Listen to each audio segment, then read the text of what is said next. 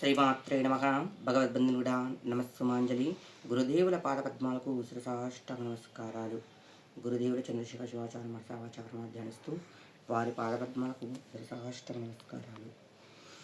ఈరోజు చెప్పబోయే విషయం ఏంటంటే కనుక ప్రతి ఒక్కరు కూడా ఉపయోగపడే విషయమే చెప్తూ ఉన్నాను.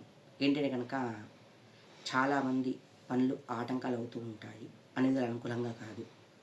అంతేకాకుండా చేయని తప్పులు కూడా నిందలు మోస్తూ ఉంటారు.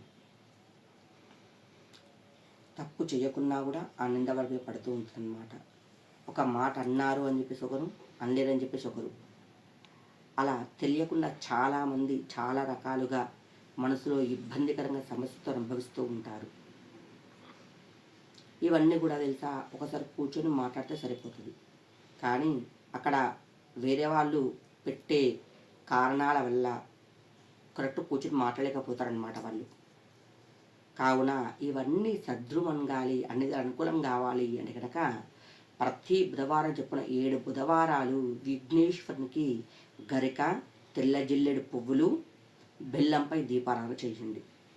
చేయడం ద్వారా మీకు ఆటంకాలే కావు, ఇవన్నీ కూడా తెలుసా, చెయ్యని తప్పు నిందలు పోస్తూ ఉంటారు కదా, అవి కూడా తెలుసా అన్ని విధాలుగా విఘ్నేశ్వర అనుగ్రహంతో ఎవరైతే ఆ తప్పు చేస్తూ ఉన్నారో ఖచ్చితంగా బయటపడిపోతుందన్నమాట. కావున ప్రతి ఒక్కరు కూడా తెలుసా ఇప్పుడున్న కాలమాన ప్రకారంగా ఏదో ఒక సమస్యతో బాధపడుతూ ఉన్నారు. విఘ్నేశ్వరుని సంపూర్ణ అనుగ్రహం ఉందనుకో అలాంటి ఆటంకాలు ఏమీ రావు. కావున సంకటహర చతుర్థి కూడా తెలిసి చాలా చాలా శ్రేష్టమైంది.